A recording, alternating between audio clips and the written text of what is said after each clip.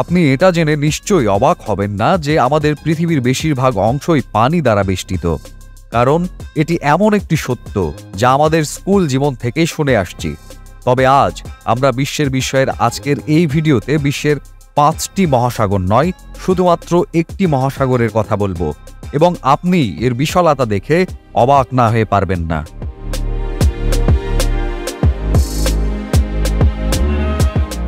যদিও সমস্ত মহাদেশকে মাত্র একটি মহাসাগর ঘিরে আছে, কিন্তু আমরা আমাদের সুবিধার জন্য তাদের ভিন্ন নাম দিয়েছি। এই মহাসাগর 5টি ভিন্ন অঞ্চলে বিভক্ত: আটলান্টিক মহাসাগর, ইন্ডিয়া মহাসাগর, আর্কটিক মহাসাগর, দক্ষিণ মহাসাগর এবং প্রশান্ত মহাসাগর। অন্য 4টি মহাসাগরকে বাদ দিয়ে আমরা এমন এক মহাসাগরের কথা বলতে যাচ্ছি যাকে প্রশান্ত মহাসাগর বলা হয়। একমাত্র প্রশান্ত মহাসাগরই এত বড় যে সমুদ্রের তলদেশে পেরু এবং চিলির মধ্যে যদি একটি গর্ত তৈরি করা হয় এবং সেই গর্তটি যদি অতিক্রম করে সরাসরি পৃথিবীর বিপরীত দিকে বের করা হয়, তাহলে আপনি জেনে অবাক হবেন যে এটি ভিয়েতনাম এবং তাইওয়ানের কাছাকাছি প্রশান্ত মহাসাগরেই বের হয়ে আসবে। পৃথিবীর যে কোনো একটি স্থানের ঠিক বিপরীত দিকের স্পটটিকে অ্যান্টিপোড বলে। প্রশান্ত মহাসাগর এত বড় যে এর নিজস্ব বেশ কয়েকটি অ্যান্টিপোড রয়েছে, কিন্তু এর বিশালতা পরিমাপ করার এটি একটি সূচনা বিন্দু মাত্র। আমাদের পৃথিবীর একটি সম্পূর্ণ রাউন্ড ট্রিপ মানে পৃথিবীর পরিধি 40,000 কিলোমিটার। অর্থাৎ যদি একটি বিমান যে কোনো একটি স্থান থেকে উড়ে যায়, তাহলে 40,000 কিলোমিটার পুরো দূরত্ব অতিক্রম করার পরে বিমানটি যেখান থেকে শুরু হয়েছিল সেই জায়গায় ফিরে আসবে। প্রশান্ত মহাসাগরে অনেক এলাকা রয়েছে যার মধ্যে মোট দূরত্ব সমগ্র পৃথিবীর পরিধির 50%, প্রায় 20,000 কিলোমিটার। এই অংশটি ইন্দোনেশিয়া এবং কলম্বিয়ার মধ্যে বিদ্যমান, যা প্রশান্ত মহাসাগরের দীর্ঘতম অংশ হিসেবে বিবেচিত হয়, এবং এটি প্রায় 20,000 কিলোমিটার। আপনি এটা জেনে আরও অবাক হবেন যে শুধুমাত্র ইন্দোনেশিয়া এবং কলম্বিয়ার মধ্যে প্রশান্ত মহাসাগরের এই অংশে পুরো চাঁদ ফিট হতে পারে। শুধু একটি বা দুইটি নয়, এর মধ্যে পুরো 5টি চাঁদ ফিট হওয়ার পরেও তার মধ্যে অনেক খালি জায়গা থাকবে। আপনি প্রশান্ত মহাসাগরের বিশালতা সম্পর্কে একটি ধারণা পেতে পারেন, এবং সেটা হলো যে আমরা এই পুরো মহাসাগরটি একবারে দেখতেও পারি না। জাহাজে চড়ে প্রশান্ত মহাসাগরের আয়তন অনুমান করা অসম্ভব কাজ, কারণ আমাদের চোখ পৃথিবীর দিগন্তের দিকে তাকিয়ে থাকে এবং এই দিগন্ত বাঁকা হয়ে যায়। এ কারণে আমরা খুব বেশি দূর দেখতে পারি না। এই কারণেই দূর থেকে সমুদ্রের দিকে তাকালে মনে হয় সমুদ্র এবং আকাশ একে অপরের সাথে মিশে গেছে। 6 ফুট লম্বা একজন মানুষ মাত্র 5 কিলোমিটার পর্যন্ত সাগরে দেখতে পায়। এর বাইরেও দেখতে চাইলে উঁচু জায়গা থেকে দেখা দরকার হয়ে পড়ে। যদি আমরা একটি বিমানে মাউন্ট এভারেস্টের মতো উচ্চতা থেকে সমুদ্রের দিকে তাকাই, তাহলে আমরা প্রশান্ত মহাসাগর দেখতে পাবো মাত্র 370 কিলোমিটার দূরে।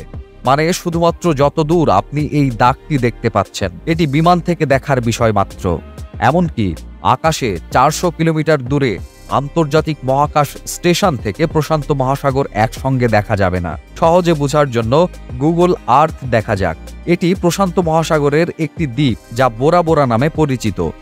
এটি সেই উচ্চতা যা থেকে সাধারণ ড্রোন ক্যামেরা দেখতে পাই।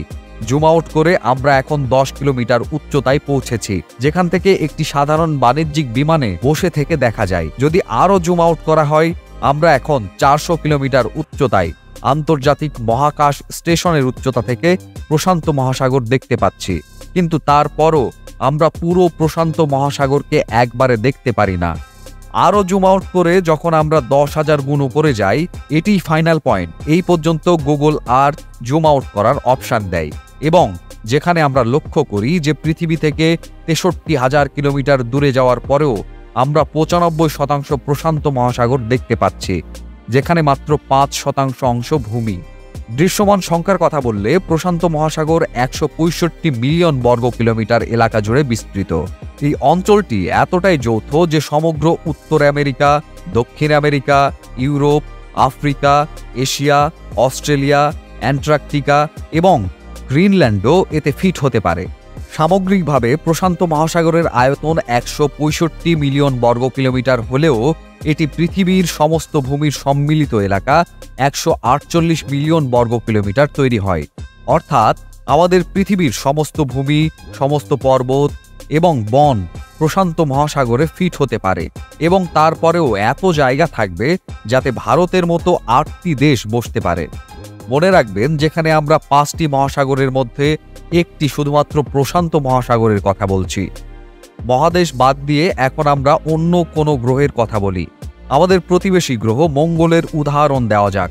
মঙ্গল গ্রহের মোট আয়তন 14.8 মিলিয়ন বর্গ কিলোমিটার। যদি প্রশান্ত মহাসাগরের পানি সমগ্র মঙ্গল গ্রহের বিরুদ্ধে দাঁড় করানো হয়, তবে আশ্চর্যজনকভাবে সমগ্র মঙ্গল গ্রহ এর সমস্ত গর্ত এবং পর্বতগুলি কয়েকশো ফুট পর্যন্ত পানিতে নিমজ্জিত হবে।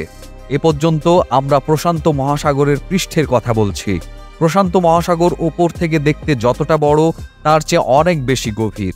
প্রশান্ত মহাসাগরের গভীরতম খাদ চ্যালেঞ্জার ডিপ ট্রেন্স বা মারিয়ানা ট্রেন্স নামে পরিচিত। বিন্দুটি এখন পর্যন্ত পাওয়া গভীরতম খাদ, যা মহাসাগরের পৃষ্ঠ থেকে 11 কিলোমিটার নিচে। এবং প্রশান্ত মহাসাগরের এই গভীরতম বিন্দুটি একমাত্র গভীর খাদ নয়। প্রশান্ত মহাসাগরে আরও 3টি খাদ পাওয়া যায়, যার গভীরতা 10 কিলোমিটারেরও বেশি। আমরা এদেরকে টোঙ্গা ট্রেন্স, ফিলিপাইন ট্রেন্স এবং কুড়িল কামচাটকা ট্রেন্স নামে চিনি। এবার চলুন জেনে নেই প্রশান্ত মহাসাগর সম্পর্কে কিছু বিস্ময়কর তথ্য। আজ থেকে 509 বছর আগে ফার্দিনান্দো ম্যাগেলান নামে একজন ইউরোপীয় সমগ্র প্রশান্ত মহাসাগর অতিক্রম করেছিলেন, এবং তিনি এটির নাম দেন প্রশান্ত মহাসাগর, যার অর্থ শান্তিময় সাগর। প্রতি বছরই প্রশান্ত মহাসাগর ছোট হয়ে আসছে, যার প্রধান কারণ পানির নিচে টেকটনিক প্লেটের মুভমেন্ট। কিন্তু ভালো কথা হলো, প্রশান্ত মহাসাগর যত ছোট হচ্ছে, আটলান্টিক মহাসাগরও একই গতিতে বড় হচ্ছে। বিশ্বের বেশিরভাগ ভূমিকম্প এবং সুনামি প্রশান্ত মহাসাগরের তলদেশে টেকটনিক প্লেটের কারণে ঘটে। সমগ্র বিশ্বের সবচেয়ে বেশি সক্রিয় আগ্নেয়গিরি শুধুমাত্র প্রশান্ত মহাসাগরের তলদেশে পাওয়া যায়। ৭৫,০০০-এরও বেশি আগ্নেয়গিরি প্রশান্ত মহাসাগরের অভ্যন্তরে রয়েছে, এবং এর মধ্যে সবচেয়ে বড় আগ্নেয়গিরিটি নিউজিল্যান্ডের কাছে হার্ভি সি মাউন্ট নামে পরিচিত। অন্যান্য সমস্ত জিনিসের সাথে সাথে প্রশান্ত মহাসাগর দ্বীপগুলির মধ্যেও 1 নম্বরে রয়েছে। সমগ্র প্রশান্ত মহাসাগরে 25,০০০-এরও বেশি দ্বীপ রয়েছে, এবং যার মধ্যে হাজার হাজার এমন দ্বীপ রয়েছে যে আজ পর্যন্ত কোনো মানুষ যেতে পারেনি। গুগল আর্থেই এই সমস্ত দ্বীপ খুঁজে পেতে কয়েক মাস সময় লাগতে পারে। আশা করি বিশ্বের বিস্ময়ের আজকের এই ভিডিওটিও আপনাদের কাছে অনেক ভালো লেগেছে। ভিডিওটি কেমন লেগেছে তা জানাতে কমেন্ট করুন। ভিডিওটি ভালো লাগলে শেয়ার করুন। এরকম আরও ভিডিও পেতে আমাদের চ্যানেলটি সাবস্ক্রাইব করুন। ধন্যবাদ।